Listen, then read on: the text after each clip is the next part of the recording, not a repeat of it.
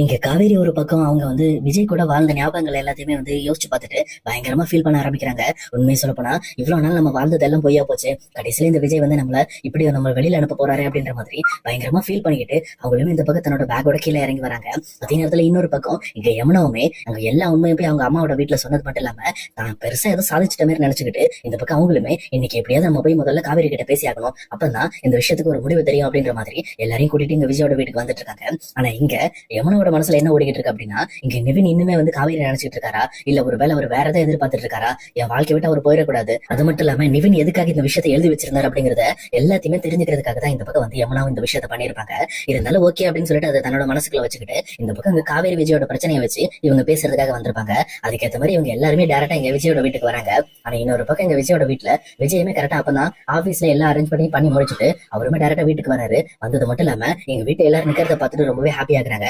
வாங்க வாங்க எல்லாம் எப்படி இருக்கீங்க, நல்லா இருக்கீங்களா அப்படின்ற மாதிரி ரொம்பவே ஹாப்பி ஆகுறாங்க. ஆனா எல்லாருமே ரொம்பவே சைலண்டா இருக்காங்க. ஏன்னா யமுனா அங்க வீட்டுல இருந்து கிளம்புறதுக்கு முன்னாடியே எங்க காவேரியோட அம்மா என்ன சொல்லிருப்பாங்கன்னா, இங்க பாரு அங்க போயிட்டு விஜய் தம்பிக்கிட்ட எதுவும் பேசக்கூடாது, எதா இருந்தாலும் நம்ம முதல்ல காவேரி கிட்ட பேசிக்கலாம், அவசரப்பட்டு அங்க போய் எதுவும் சண்டை போடுறதோ வாய் விடுறதோ வச்சுக்கூடாது அப்படின்ற மாதிரி எல்லாருமே பேசிதான் வந்திருப்பாங்க.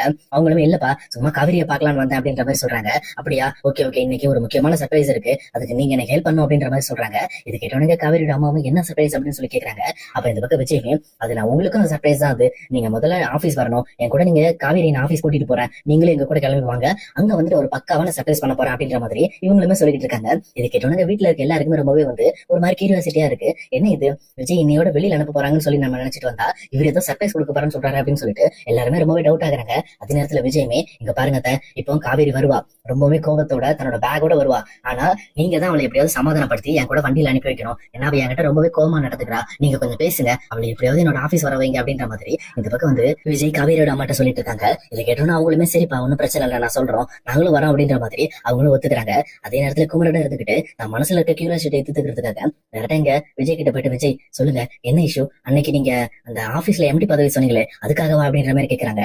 உடனே இதை கேட்டவொன்னு விஜயமே எப்படி பிரதர் கண்டுபிடிச்சீங்க, அதுக்காக தான் பிரதர் ட்ரை பண்ணிட்டு இருக்கேன், 2-3 டைம் அவளை கூட்டிட்டு போயிட்டு அவளே தேவையில்லாம பிரச்சனை பண்ணி வெளியில வந்துட்டா, இன்னைக்குதான் எல்லா அரேஞ்ச்மெண்ட்டும் பண்ணி வச்சிருக்கேன், சொல்ல போனா இனிமேல் காவேரி தான் என்னோட கம்பெனியோட எம்டி அப்படிங்கறத எல்லாரும் முன்னாடி அனௌன்ஸ் பண்றதுக்காக தான் இன்னைக்கு நான் அவளை கூட்டிட்டு போயிட்டு இருக்கேன், அதுவே அவளுக்கு ஒரு பெரிய கிஃப்டா இருக்கும், ஆனா இதை வேற யார்ட்டையும் சொல்லாதீங்க, உங்களுக்குள்ள வச்சுக்கங்க அப்படின்ற மாதிரி விஜய் ரொம்ப வெள்ளந்தித்தனமா இந்த பக்கம் குமரன் சொல்லிட்டு இருக்காங்க. இதை கேட்ட குமரனுக்கு தான் ரொம்பவே தெளிவா புரியுது. அப்ப இந்த பக்கம் யமுனா சொன்ன எந்த விஷயமும் நம்புற மாதிரி இல்ல, ஏன்னா விஜயும் காவேரியும் ரொம்பவே சந்தோஷமா தான் வாழ்ந்துட்டு இருக்காங்க அப்படின்ற மாதிரி இந்த பக்கம் குமரன் முடிவு பண்ணிக்கிறாரு. அதே நேரம் இந்த பக்கம் காவேரியுமே பேக்கோட வெளியில வந்த உடனே கரெக்டா காவேரியோட அம்மாவுமே என்னடி பேக்கோட வந்திருக்க, சரி வா வா ஒரு முக்கியமான இடத்துக்கு போக இருக்கு, டக்குன்னு தம்பி கார்ல ஏறுவா அப்படின்னு சொல்லி சொல்றாங்க.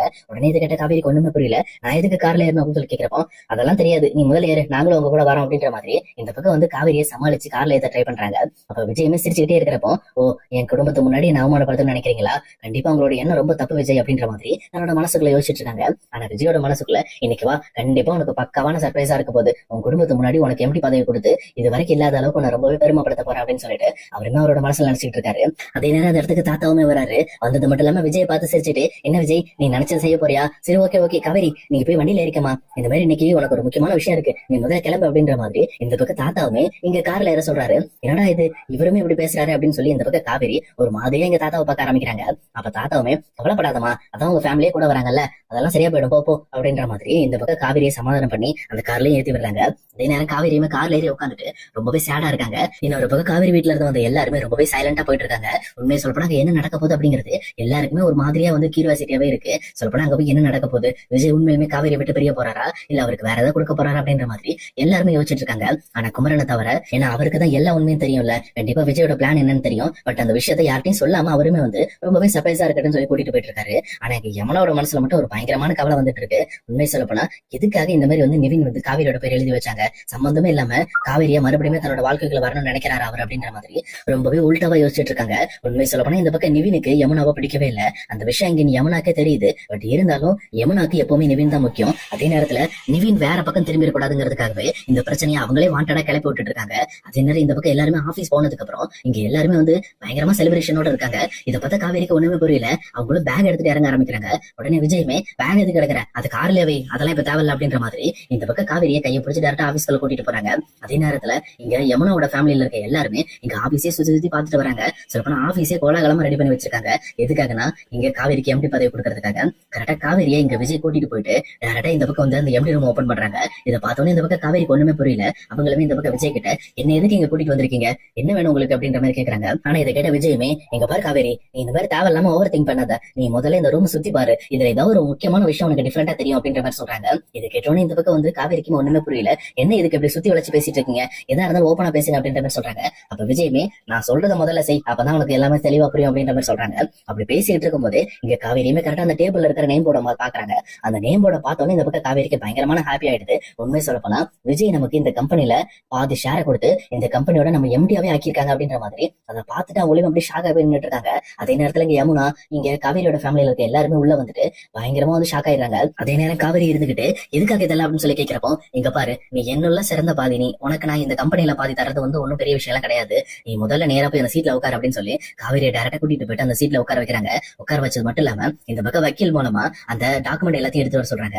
எல்லா டாக்குமெண்ட் வந்ததுக்கு அப்புறம் இந்த பக்கம் காவேரி விஜயை பாத்துக்கிட்டே இருக்காங்க. அப்ப விஜயமே, இங்க பாரு காவேரி, இந்த ஆபீஸ்ல நடக்கிற பிரச்சனைக்காகவும் நிறைய வந்து ப்ராஜெக்ட்டுக்காகவும் உன்னோட நிறைய நேரத்தை செலவழிச்சிருக்க. இந்த மாதிரி என்ன விட இந்த ஆபீஸ் நல்லா பாத்துக்கிறதுக்கு ஒரு ஆள் தேவைன்னா அதுக்கு நீ மட்டும்தான். அதனாலதான் இந்த ஆபீஸோட எம்டியா நான் ஒன்ன போட்டிருக்கேன் அப்படின்ற மாதிரியும், அது மட்டும் இல்லாம இந்த ஆபீஸோட பாதி ஷேர்ஸ் நான் உன் பேர்ல எழுதி வச்சுட்டேன் அப்படின்ற மாதிரி சொல்றாங்க.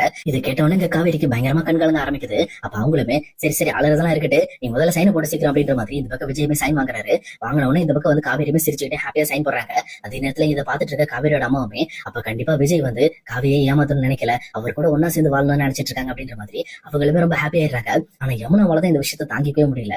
சொல்லப்போனா அவங்களுமே இங்க காவேரி பண்ண விஷயத்துக்கு எல்லாமே ஒரு பயங்கரமான பதிலடி கொடுத்த மாதிரி இருக்கும்னு நினைச்சா, ஆனா இது எல்லாமே வேஸ்டா போச்சு அப்படின்ற மாதிரி கொஞ்சம் டிசப்பாயின்மெண்ட் ஆயிடுறாங்க. ஆனா இன்னொரு பக்கம் குமரனுமே டைரக்டா விஜய் போய் கட்டிப்பிடிச்சு, தேங்க்ஸ் ப்ரோ, நான் உங்களை நினைச்சு என்னமோ நினைச்சு கவலைப்பட்டுட்டேன், உண்மையுமே நீங்க ரொம்ப நல்ல மனுஷன் அப்படின்ற மாதிரி எல்லாருமே பேசிட்டு இருக்காங்க.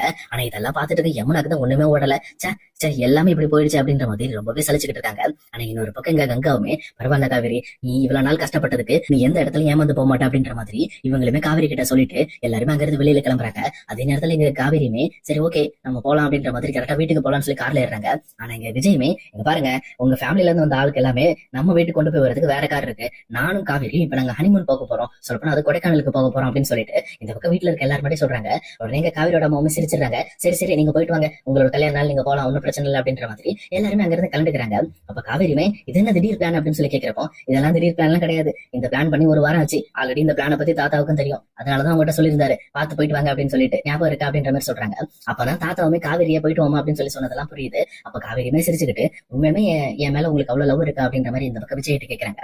அப்ப விஜயுமே காவேரி ஹேக் பண்ணிட்டு, இங்க பாரு காவேரி, என் லைஃப்ல ஒன்ன விட வேற எந்த பொண்ணுமே நான் இந்த அளவுக்கு நேசிச்சதே கிடையாது, இன்க்ளூடிங் வெண்ணிலாவையும் சேர்த்துதான் சொல்றேன் அப்படின்ற மாதிரி இந்த பக்கம் வந்து விஜய் காவேரி மேல பயங்கரமா அன்பு வச்சிருக்கேன் அப்படிங்கிற விஷயத்த ஓப்பனாவே போட்டு உடைக்கிறாங்க.